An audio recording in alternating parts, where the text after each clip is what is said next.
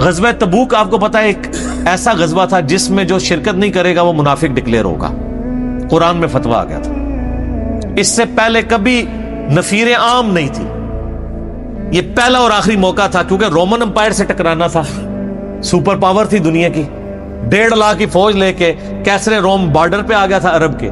تو نبی علیہ السلام نے اناؤنسمنٹ کی کہ بھئی اب سب نے جانا ہے، جو نہیں جائے گا منافق شمار ہوگا، الا یہ کہ کسی کے پاس ریسورسز نہ ہو، یا کوئی مریض ہو، یا کوئی عورت ہو، یا کوئی معذور ہو۔ منافقین آگے بہانے کر رہے تھے، کچھ سادہ لوگ مسلمان بھی اس کا حصہ بن گئے۔ بخاری مسلم میں 3 اصحاب کی توبہ کا واقعہ بھی موجود ہے، وہی میری ویڈیو ریکارڈڈ ہے۔ تو کعب بن مالک کی رضی اللہ تعالیٰ عنہ علیہ السلام، کچھ لوگ جو ہیں وہ یعنی اپنے ان معاملات کی وجہ سے کچھ پیچھے بھی رہ گئے۔ تو المستدل الحاکم میں آتا ہے کہ صحابہ کرام کہتے ہیں کہ ہم نبی علیہ السلام کے ساتھ سفر پہ نکلے نا جب، تو نبی علیہ السلام کو آ کے کوئی بتاتا تھا، کہتا تھا یا رسول اللہ وہ جو فلاں بندہ تھا نا وہ بھی کوئی نہیں آیا، پیچھے رہ گیا۔ تو آپ علیہ السلام پرواہ نہیں کرتے تھے، پھر بتایا گیا یا رسول اللہ وہ بھی کوئی نہیں، یعنی جڑے نعرے مارتے سن اچے اچے،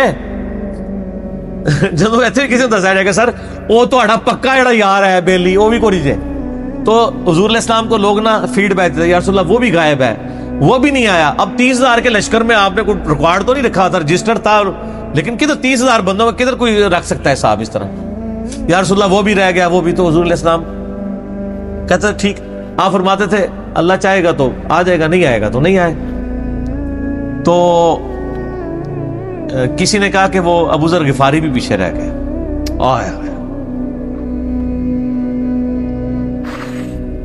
اور ابو ذر کو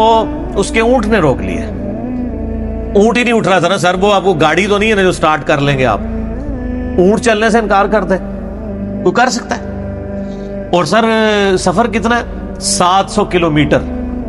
700 کلومیٹر کا ریگستانی سفر آج کے دور میں بھی کرنا مشکل ہے، سائیکل پہ نہیں آپ کر سکتے،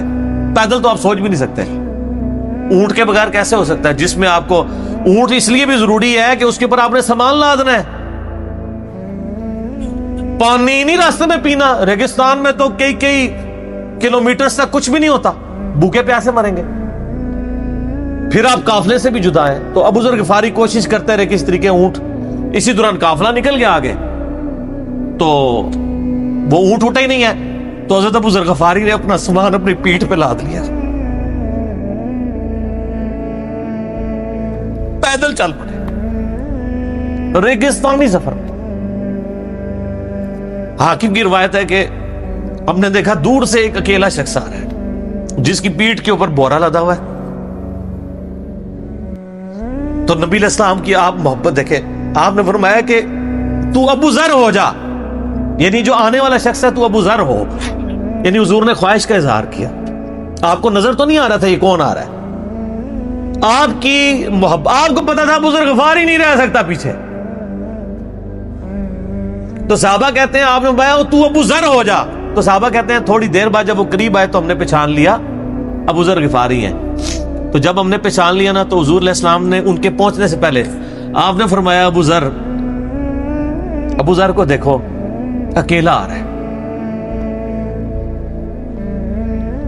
اکیلے ہی دنیا سے جائے گا اور قیامت دن بھی اکیلا اٹھایا جائے گا۔